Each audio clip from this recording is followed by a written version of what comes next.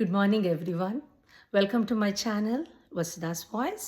First of all sorry, ನನಗೆ travelling ಇತ್ತು, ಹಾಗಾಗಿ ನಾನು ತುಂಬ ದಿನ ನನ್ನ ಈ ಯೂಟ್ಯೂಬ್ ಚಾನಲನ್ನು ಅಪ್ಡೇಟ್ ಮಾಡೋಕ್ಕಾಗಲಿಲ್ಲ.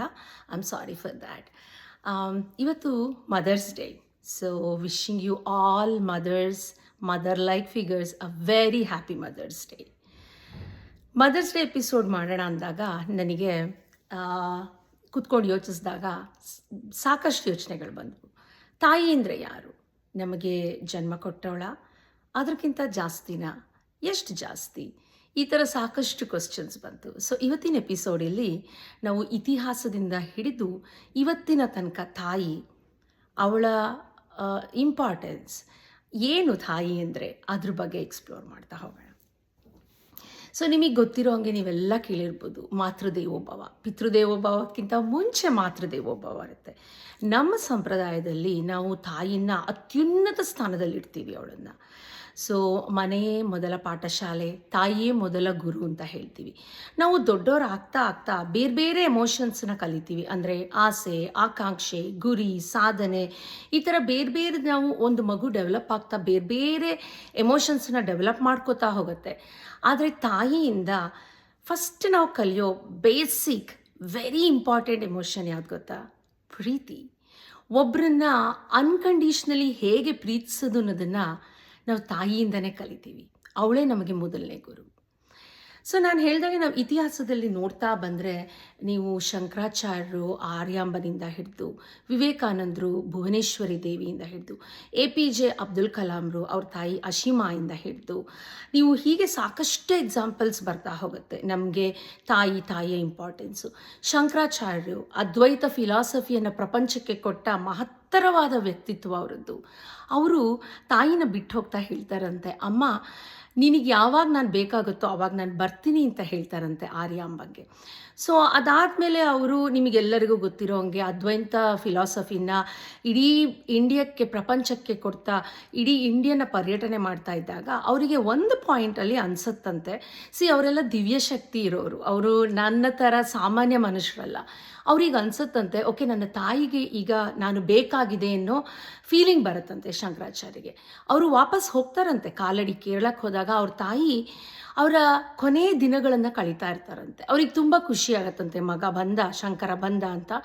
ಅವರು ಸ್ವಲ್ಪ ದಿನ ಅವ್ರ ಜೊತೆ ಕಳೆದ್ಬಿಟ್ಟು ಆಮೇಲೆ ಅವರ ತಾಯಿ ದೈವಾಧೀನರಾಗ್ತಾರೆ.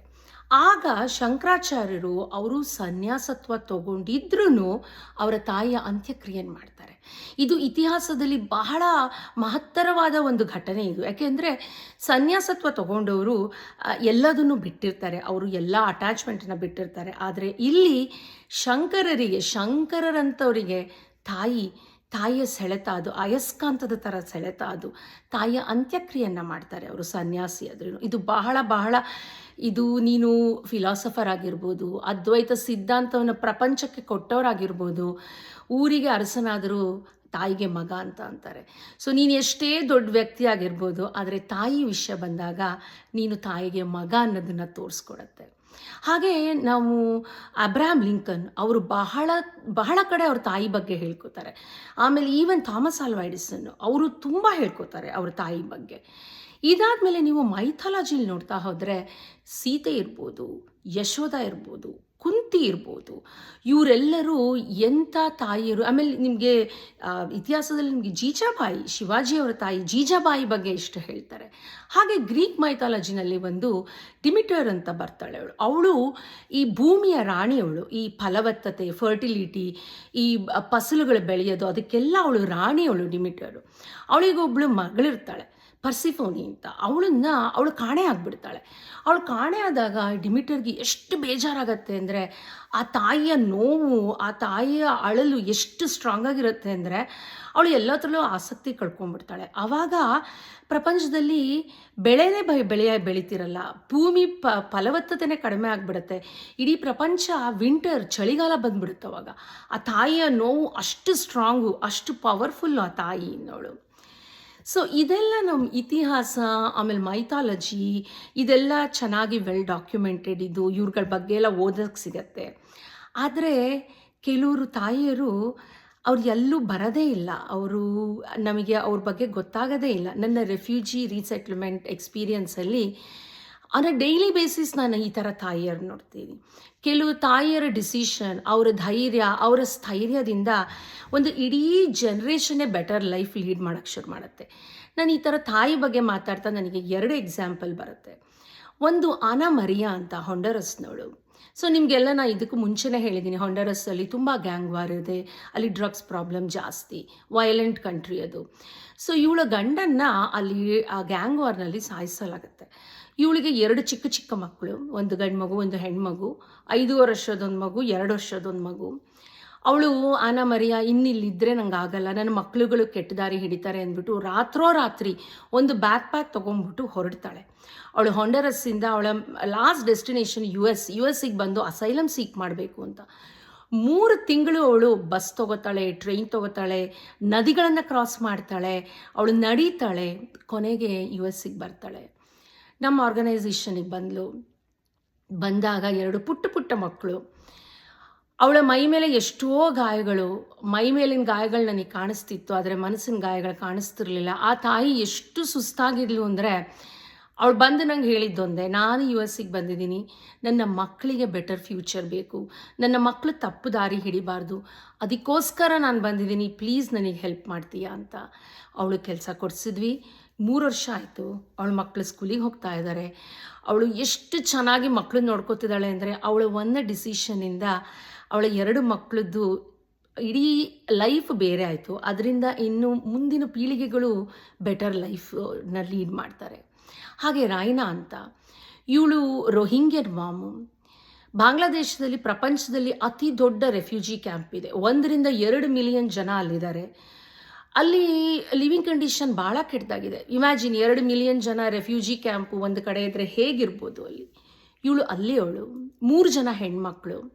ಅವಳು ರೆಫ್ಯೂಜಿ ಕ್ಯಾಂಪಲ್ಲಿ 10 ವರ್ಷ ಇರ್ತಾಳೆ. ಅವಳು ಅಲ್ಲಿ 10 ವರ್ಷದಲ್ಲಿದ್ದಾಗ ಅವಳ ಗಂಡ ಹಾರ್ಟ್ ಅಟ್ಯಾಕ್ ಆಗಿ ಹೋಗ್ತಾನೆ ಪಾಪ. ಇವಳು ಒಂದು ದಿನ ಹೊರಗೆ ಹೋಗಿಲ್ಲ, ಒಂದು ದಿನ ಕೆಲಸ ಮಾಡಿಲ್ಲ. ರಾಯ್ನಾ 3 ಜನ ಹೆಣ್ಮಕ್ಳು ಅಲ್ಲೇ ರೆಫ್ಯೂಜಿ ಕ್ಯಾಂಪಲ್ಲಿ ಕೆಲಸ ತೊಗೋತಾಳೆ, ಕ್ಲೀನಿಂಗ್ ಕೆಲಸ ಮಾಡ್ತಾ ಇರ್ತಾಳೆ. ಅವಳಂತಾಳೆ, ನಾನು ಈ ಒಂದು 7 ವರ್ಷದಲ್ಲಿ, ಅವಳ ಗಂಡ ಹೋಗಿ 7 ವರ್ಷ ಆಗಿತ್ತು, 7 ವರ್ಷದಲ್ಲಿ ನಾನು ಒಂದು ರಾತ್ರಿನೂ ಪೂರ್ತಿ ನಿದ್ದೆನೇ ಮಾಡಿಲ್ಲ. ಏಕೆಂದರೆ ಅಲ್ಲಿ ಸೆಕ್ಯೂರಿಟಿ ಇಲ್ಲ ಕ್ಯಾಂಪಲ್ಲಿ, ಯಾರು ಬೇಕಾದರೂ ಇವ್ರ ಮನೆ ಒಳಗೆ ಬರ್ಬೋದು, ಸೆಕ್ಯೂರಿಟಿ ಇಲ್ಲ. 3 ಜನ ಹೆಣ್ಮಕ್ಳು, ನನಗೆ ಭಯ. ಇಡೀ ರಾತ್ರಿ ಕೂತ್ಕೊಂಡು ಕಳೀತಿದ್ದೆ ನಾನು, ಬೆಳಗ್ಗೆ ಒಂದು 2-3 ಅವರ್ಸ್ ಮಲಗ್ತಿದ್ದೆ ನಾನು. ಹಾಗೆ ಕಳೆದೆ ನಾನು ಇಲ್ಲಿಗೆ ಬಂದಿದ್ದೀನಿ, ನನ್ನ ಮಕ್ಕಳಿಗೆ ಬೆಟರ್ ಫ್ಯೂಚರ್ಗೋಸ್ಕರ ನಾನು ಬಂದಿದ್ದೀನಿ.